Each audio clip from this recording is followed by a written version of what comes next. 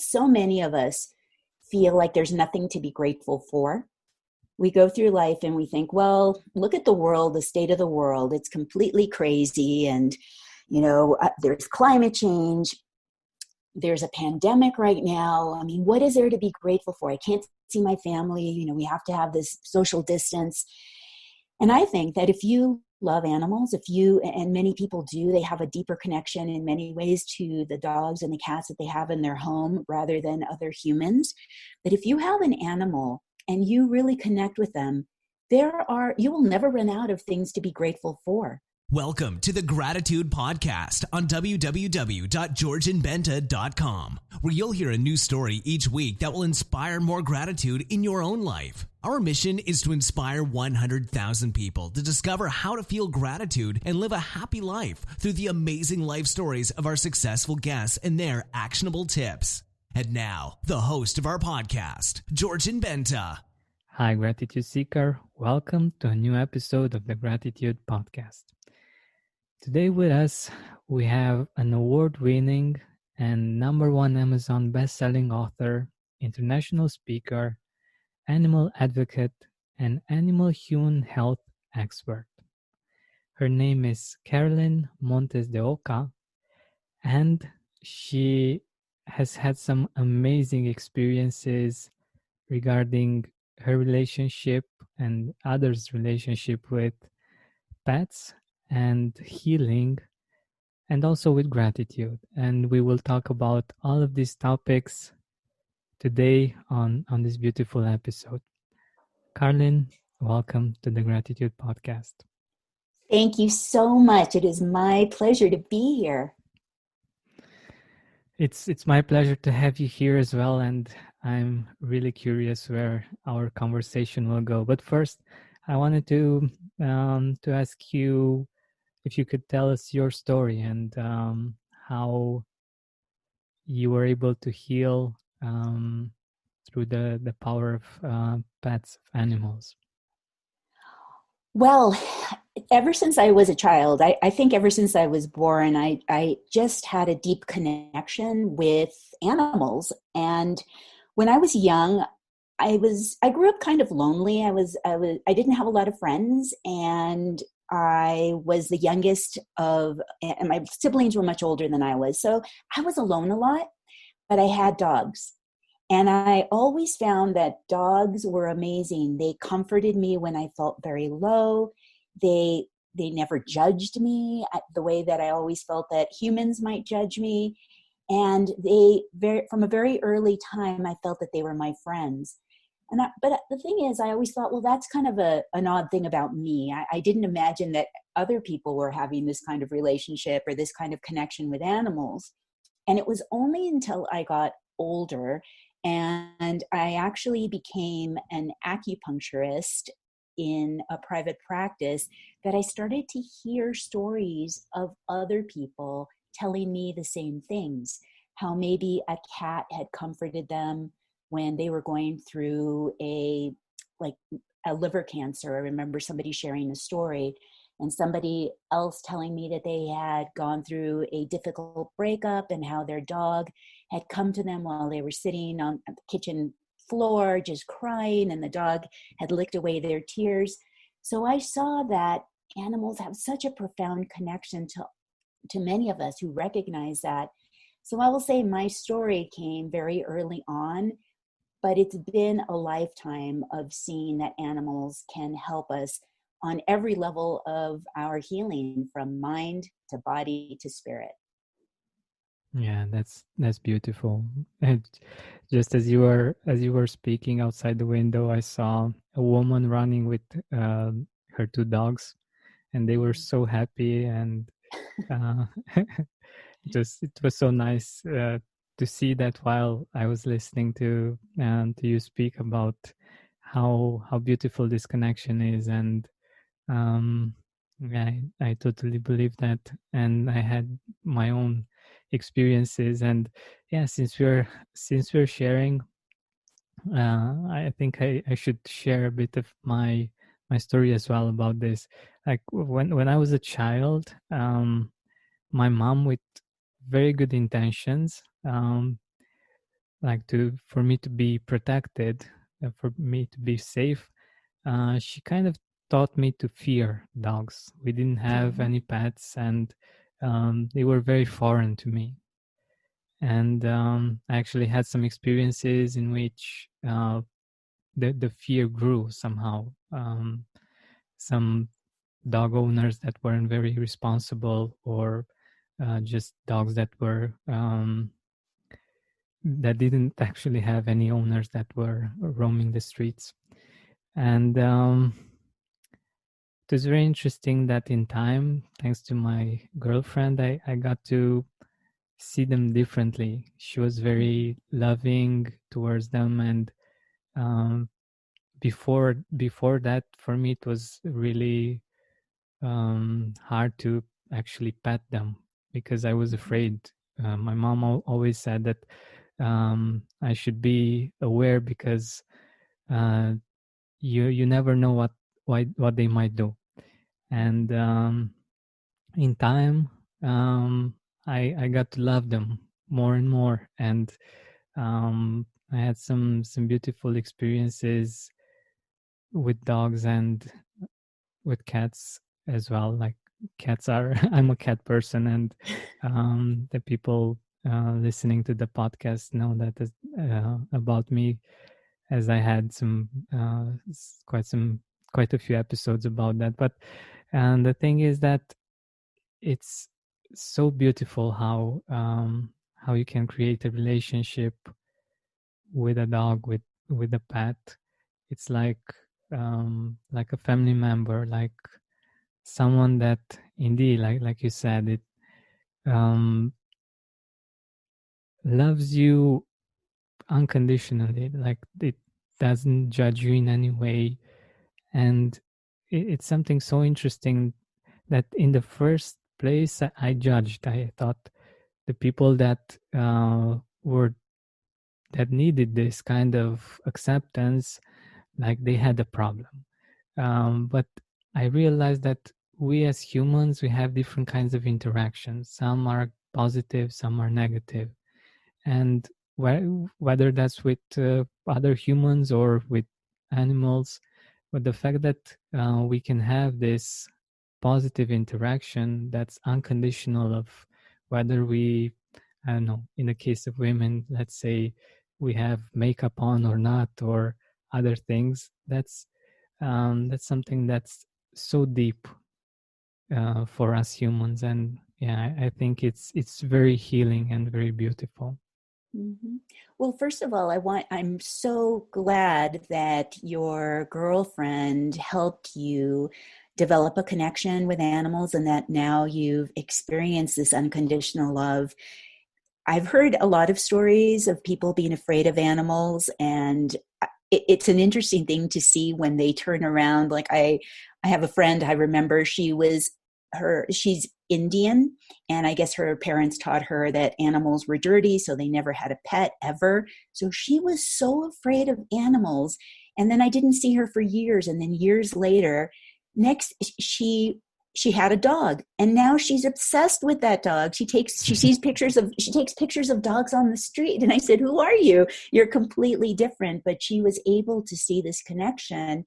And I've also wanted to bring up the fact that I have, as an adult, I adopt animals that usually people don't want anymore. Usually they're on what we call here death row. They're going to be euthanized. Either somebody thinks they're too aggressive, or for whatever reason, they've given up on that animal. And I once adopted a dog who actually really did inspire me to write a book, but she was so aggressive and she had so many issues. And I was sort of at a loss of how to work with her to help her. And I don't know if do you know, or have you heard of Caesar Milan, who they call the dog Yeah, whisperer? yeah. Okay, so I took Roxy, my dog, to see him. And this was before he was as famous as he is now. And he saw my dog, and it was a very interesting thing because the bottom line of the conversation was, he said, if you are going to try to help this dog, you have to pretty much heal yourself. You have to deal with your own tension, your own Oh, stress, your own anger, all the things that make you unbalanced in order to help balance this dog. And so he was the first person who taught me that the energy that you're holding, as you're holding maybe a leash, and that leash attaches to your dog, that dog will feel everything. So it was a wonderful healing opportunity for me to see the parts of myself that were out of balance, to address that in order to help her. And that was one of the biggest aha moments I've ever had in my life. And I use that all the time. If my dog acts out, I look, I look to see if there's a problem with her, but I look at myself also. that's beautiful. That's beautiful. Yeah, I I totally feel that, because in my own experience, I had these kinds of moments in which I understood the fact that many times we just don't understand the pets that we have and why they're behaving like that. It's not something that defines them particularly, and when we understand that, it's a whole different story. For instance, even today we went to for a walk, and um, there was this house, and it had two dogs, and they were barking, and until we went to the fence, and we kneeled, and we gave them our hands to smell them. um, they were just barking and barking, but afterwards they were like, "Oh my God, new friends!"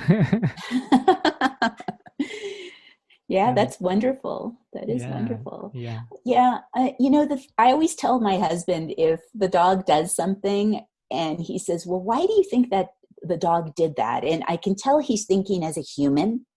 I said, "You know what? It makes sense to her why she did that as a dog, or it makes sense to that cat why they did that. It just, our human brain tries to tries to get us to understand in a human way, but they're dogs, they're cats. These animals have their own intelligence, their own way of being, and the things that they do make sense to them." As I'm helping people move their businesses online by using my web expertise, I also want you to experience more abundance through gratitude, especially in these troubling times. And I have put all that I know in this step-by-step course to help you go from lack to abundance in 7 weeks. Go to georgianbenta.com/abundance to find out more.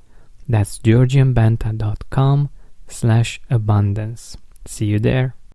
This woman, she was actually working, interestingly enough, on a website for animals. And she had a dog who was about 12 years old and would always sit under her computer as she worked.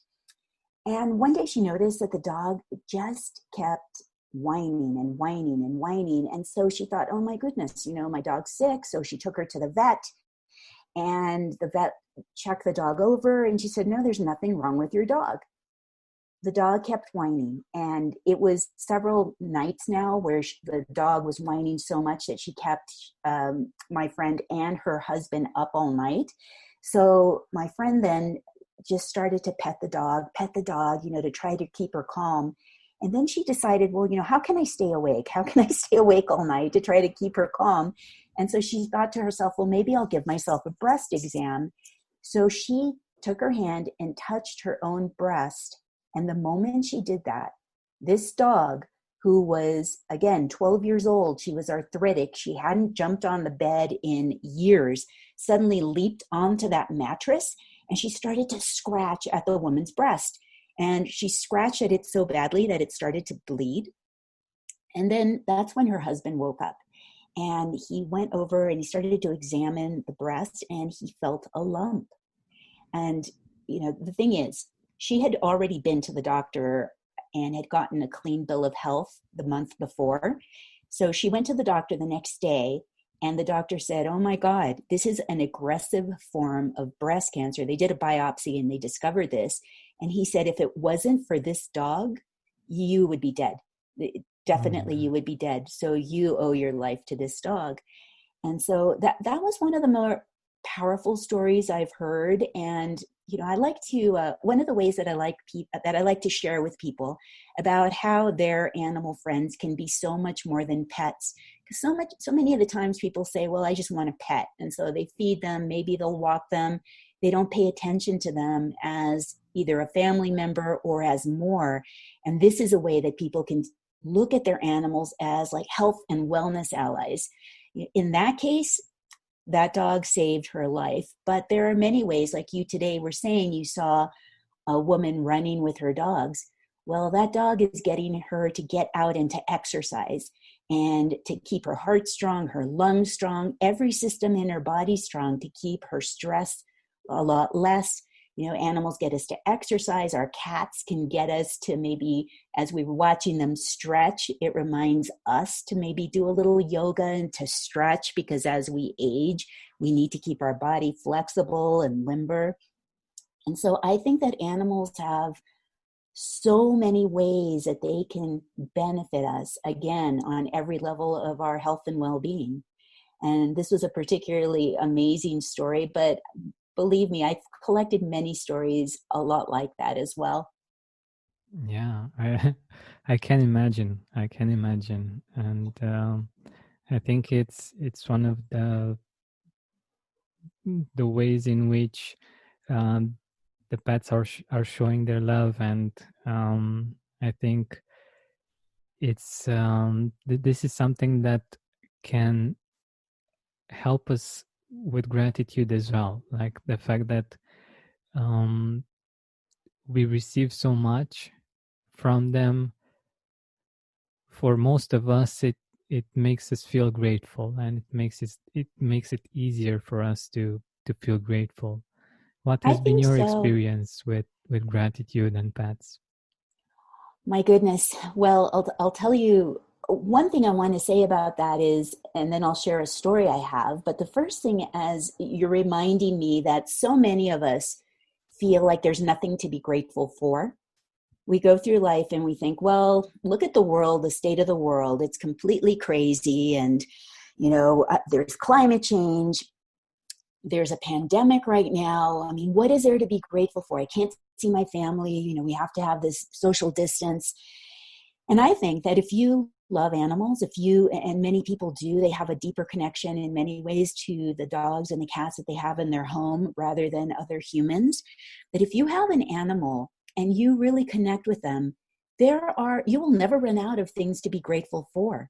I mean, because they offer us so much. They offer us that unconditional love to be grateful for.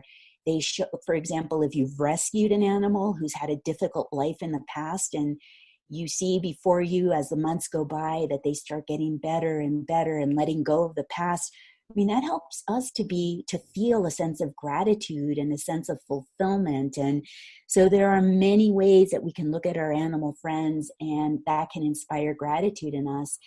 And I will share with you probably the most powerful story I have at this point about gratitude. And that is that I always knew that gratitude was helpful. I've done a gratitude practice for years. But a year ago, I did a DNA test.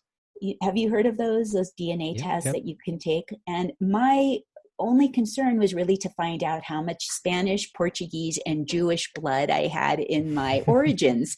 That's all I intended to find out. But what instead I found out was that I was adopted. And that was Oh, such a shock to me. And all of the things that happened after that in the last year, I have discovered this tremendous story behind that and why this all occurred. But I also started to feel in that moment, of course, can you imagine if your identity has been totally taken, if you're suddenly told you're not who you thought you were? I felt so mm-hmm. many things. I felt dismayed and abandoned, and I was crying for no reason. I'd tie my shoes and I'd start crying, and I felt just I felt anger. I felt so many things. And yet what I felt in the end overall more than anything was gratitude. because I had also been writing a lot about gratitude. I had done journals and I had written journals. So I was very immersed in gratitude. I was reading positive quotes every morning. I was spending 5 minutes in the morning writing down the things I was grateful for. And at night, the things I was grateful for, because that's when you absorb, your brain is more capable of absorbing the thoughts that you put in. And so all I can say was, with this tremendous news, I had to go through all of these emotions that were difficult to go through. And it was going to take time for me to absorb it and to really come to terms and wrap my head around what I was being told. But I was overcome by gratitude almost in the first moment, and especially overcome by gratitude to my adoptive parents, who pretty much saved my life. It's amazing. So yeah, that was what I went through last year, and that's why I realized, boy, I knew gratitude worked before, but now it's cemented for me. It's absolute. That's amazing. That's amazing. It's a level that's, like you said, it's so powerful that it creates a baseline. It creates something that you can always rely on. And but the beautiful part that's worth mentioning here is that you went through all of these experiences, all of these emotions, until you got back to gratitude, right? Yes. The best way I can describe it is, when I was being told this information, it was revealed through a test, and then suddenly, I don't know how large your family is, but I have 63 first cousins, and Oh all my of them God. knew except for me. So I felt like, Whoa. I was being told all of this, and I could feel like almost that the best I could describe it was, I was in an ocean of negative emotions. Like, how am I going to get Mm. through this? How am I going to swim through this? But that I could see this big light of gratitude on the other side. So I knew, and also from my past experience, that I had to move through however long this would take, feeling the negative things that might be coming up, not saying that they weren't there and just say, no, I'm positive and that's it. You still have to feel them, you have to process them, you have to, and I tried to do that in the most mindful way that I could, and also feeling grateful for what I had and for the love around me in particular, every single day. So there was that dichotomy of negative emotions but gratitude and positivity, and so it was sort of a life raft for me that helped me get to the other side. Wow, that's amazing. That's amazing. And I have a curiosity regarding this. Did you start adopting pets before or after you learned about? Yes, Um, isn't that an interesting thing? Adoption and adoption. No, I've always adopted animals since the get-go. And I only learned about the ancestry a year ago. So I wow. am, yeah. And part of my healing process was also to write about it. I did put it into a book, which I'm working on now, but no, I've adopted from the beginning, from the first. I just always felt that there were these animals that needed a second chance at love, that I didn't understand why people didn't want them. Even the ones that had problems, it didn't matter to me. I didn't want a perfect dog. I wanted a dog that I could help. And what I noticed was, whenever I tried to help an animal, they would give back to me 1,000-fold more than I ever gave them, in love, in appreciation, in companionship, in so many things. And in the end, my animals are who inspired me to write. And I had many doubts about writing. I thought, if I write books, people will laugh at me, or people will, they'll judge me. And it was really this quiet support that my animals gave me that finally gave me the ideas of what to write about. And, my dog here, Grace, she sits with me every single day, all afternoon as I'm working. And I find her to be very inspiring. That's beautiful. That's beautiful. And the fact that you did that before knowing this is something that just makes us, at least makes me look at life from a really different perspective. And when I think about our soul's journey, and somehow on some level you might have known how it is to Mm-hmm. be in their shoes, and you wanted to give them the love that you also received, right, from your adopting parents. Yes, and believe me, I have thought a lot about what you have just said because when I think back on it all, part of me feels though nobody ever said it to me. There, in fact, it was a shock. It really was a shock. But then there was also this other part of me that thought to myself, no wonder I don't look like anyone else in my family. No Mm. wonder I'm so different from everybody. In fact, my sister this weekend again, she was saying, you've always been so bold. You've always been so different from the rest of us. And I think to myself, part of me knew maybe something, but it wasn't something that was really conscious.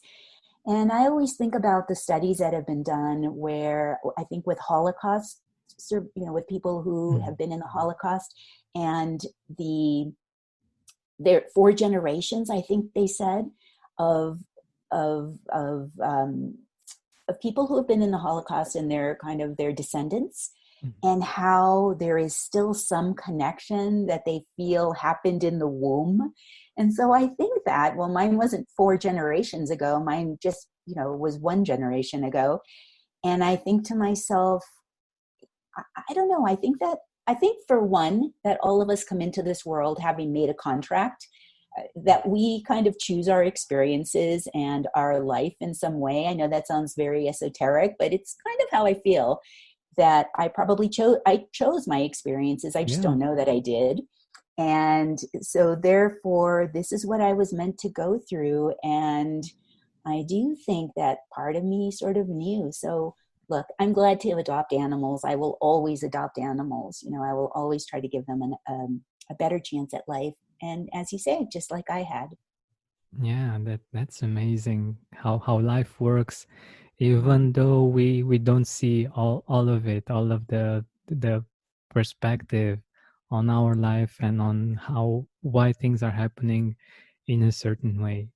But Right. I also wanted to get into something else, like the fact that you mentioned that your pets gave you so much more back, and I believe that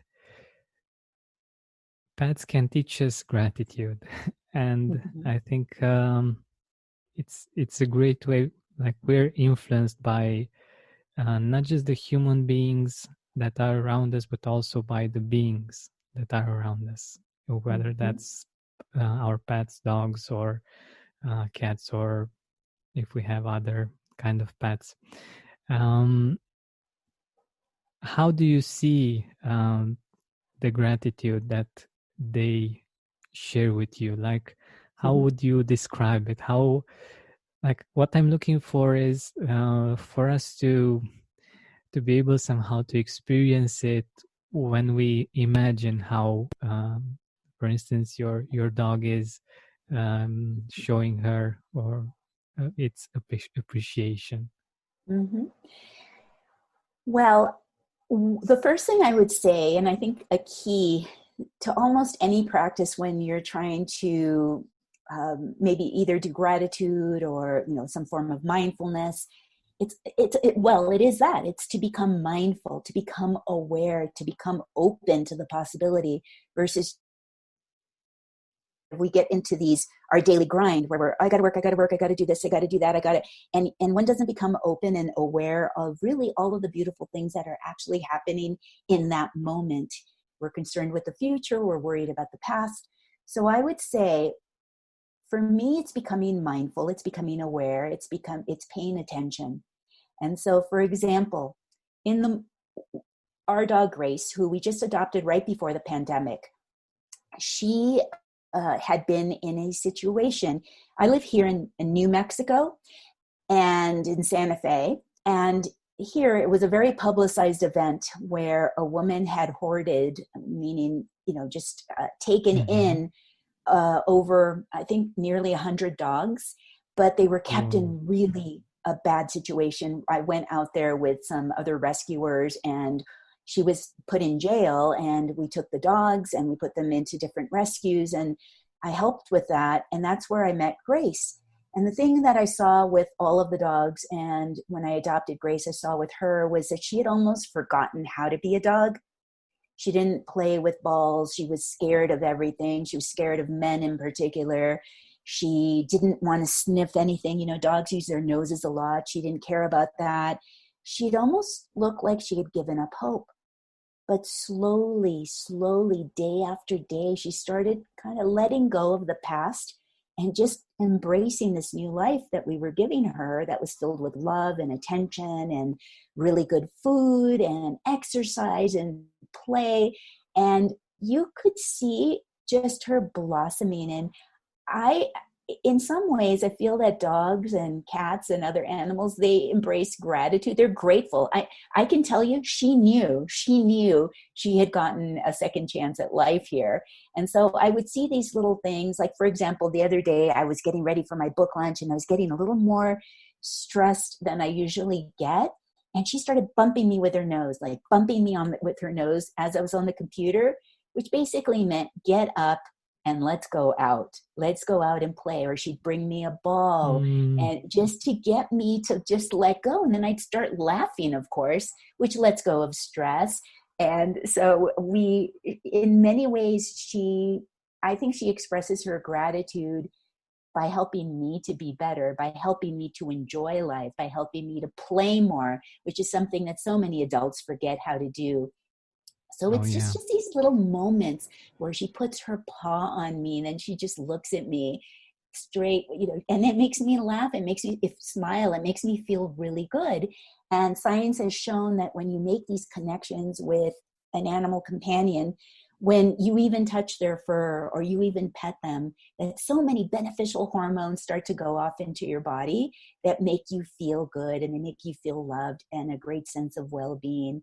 So I'm constantly looking at her and seeing how much she is enjoying life and thinking, if she can do it, if she can let go of all of that, if she can forgive in a way what's happened to her, well, gosh, so can I. Exactly. And the beautiful part is that you've also created something to help us do that as well, right? Tell us about Paws for the Good Stuff.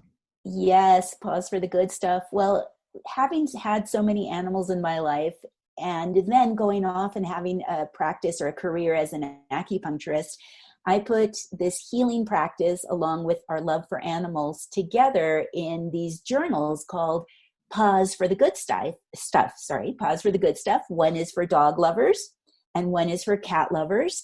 And it allows people, instead of, because journaling and your gratitude can be one of the most powerful practices you can have. But a lot of people sit in front of a blank page and think to themselves, well, what do I write? What do I do? So these gratitude journals, it's very simple. It's 5 minutes a day, but every day you have something to write about. For example, the one thing that I like, the question I like, is how can my BFF, which is my best friend forever, inspire me to have a more positive day? So in just a few minutes, you just write down what your dog or your cat inspires you to do on that day. And so there's just a few little questions that you answer every morning and also in the evening, right before you go to sleep. I encourage people to write down 3 positive things that happened to them in that day. Because again, that in the morning and in the evening is when our brains are the most receptive. It's when our brain waves are the most receptive to the thoughts that we put into our minds.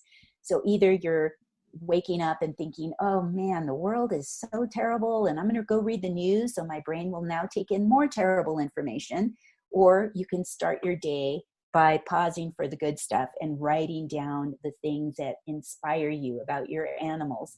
So as I said, sometimes people can't think of anything, but they'll always think of reasons that their animals can inspire them to have a better life. So I wrote this. So there's lots of different things. Like every week, I have a little thing you can do. Every month, there's something you can do. I've created these little great little videos that you can also just little snippets that will help make your journaling experience even richer. And so that's why I created Pause for the Good Stuff. And believe me, it helped me when I was going through my adoption saga. It helped me to have these inspirational journals as well. Even though I wrote them, they helped me. Yeah, exactly. It's many times we create things for others because we need them as well, and we find them useful as well. So I totally believe that. And one important part about the name "Pause for the Good Stuff" is I love what you did there with the pause. It's actually PAWS, not PAUSE. So it's pause for the good stuff. That's Yes, that's beautiful. correct. And I pretty much every time I use the word positive, since most people know me as somebody who, is an animal person, when I even use the word positive, I like to say the word stay positive, but I always spell it PAWSITIVE. Yeah, I love that. I think it's amazing that you use that idea, because it's indeed the pets in our life. And even if we don't have pets, one thing that I love to do with my girlfriend is to watch funny videos with pets. Mm-hmm. And even just watching them makes us feel very good, and it makes us laugh, and it just eases up everything. And yeah, I think it's a beautiful hand or paw Mm-hmm. that they are actually reaching out to us to find more positivity, and to just be more present and happy and accepting of the current situation that is quite a struggle for many of us. Mm-hmm. I agree. I agree. We're not the only beings in this world. We live amongst animals, and if we can create a powerful connection and nurture that connection every day, and not just look at them as being inferior, but that they have their own intelligence and that they're here for their own purposes. I think that makes life a lot richer, and it opens us up to so much more. And I believe that animals, in a way, make us better humans. That's so true. That's so true. Actually, when I think about, for instance, this usually happens with guys, I think. When you see a guy that may look aggressive, or I don't know, something like that, and you see him play with a dog, like it humanizes him. And it makes you realize that he is human, and he is. So when someone loves dogs or cats, it just, for me, at least, it changes my mind about that person. It makes me um, look at them differently. And yeah, I think it's something wonderful that cats and dogs and pets in general can get these beautiful things out of us, um, Mhm. and yeah, inspire us to be happier, to play again, and of course to be grateful. It's true. Animals, that's the thing with dogs and cats, that regardless of maybe how you feel politically or regardless of where you come from, animals will love the person who takes good care of them, who makes a bond with them. So that's the thing. It's like the love of animals goes across the entire spectrum of humanity. And so I always love that about animals, is they don't care kind of where you come from. They choose you for other reasons. And I always believe that animals choose us. Every animal I've had has chosen me. I haven't gone out and I always adopt, and it's usually the first one that shows up. That's so nice. Yeah, indeed. It's something that we might not be able to comprehend fully, but Mhm. it's definitely something that we can appreciate and enjoy. So we are nearing the end of our time together, and I wanted to ask you, where can our audience find you? Where can our audience get your books from? Absolutely. I welcome everyone to come over to my website, which is animalhumanhealth.com, animalhumanhealth.com. And you can see all of my books on that page.